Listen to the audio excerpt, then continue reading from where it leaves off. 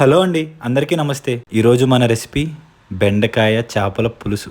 అసలు చేపల పులుసు నేను 10th క్లాస్ వరకు తినేవాడినే కాదండి. కానీ ప్రతి ఆదివారం ఇంట్లో చికెన్తో పాటు చేపల పులుసు ఉండేది. మా అమ్మకి చేపల పులుసు అంటే ప్రాణం అండి. ఎంత ప్రాణం అంటే ముళ్ళు కూడా వదలకుండా నవిలి నవిలి తినేవారు. అలా ఓ ఆదివారం నాకు అలవాటైందండి. అప్పటి నుంచి ఇప్పటి వరకు ఇంటికి ఎప్పుడు వెళ్ళినా చికెన్ మటన్ కాకుండా చేపల పులుసు చేసి పెట్టమని అడుగుతాను. అదే స్టైల్లో అదే రుచితో మీకు ఎలా చేసుకోవాలో చెప్తాను. పక్కా ట్రై చేయండి. చాలా అంటే చాలా బాగుంటుంది. ముందుగా నీట్గా కడిగి పెట్టుకున్న చేప ముక్కలకి కొంచెం కారం, పసుపు, గరం మసాలా, గల్లుప్పు వేసి మ్యారినేట్ చేసి ఒక హాఫ్ అన్ అవర్ పక్కన పెట్టుకోండి. ఇప్పుడు ధనియాలు, జీలకర్ర పొడి రెడీ చేసుకొని పక్కన పెట్టుకుందాం.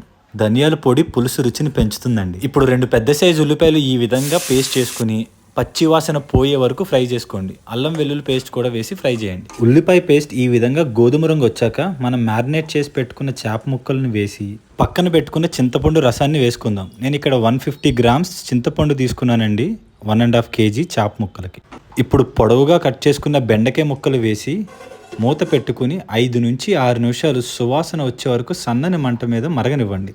పులుసు ఈ విధంగా మరుగుతుండగా ఉప్పు కారం సరిపోయిందో లేదో చెక్ చేసుకుని సరిపోకపోతే మీ టేస్ట్కి తగ్గట్టు యాడ్ చేసుకోండి.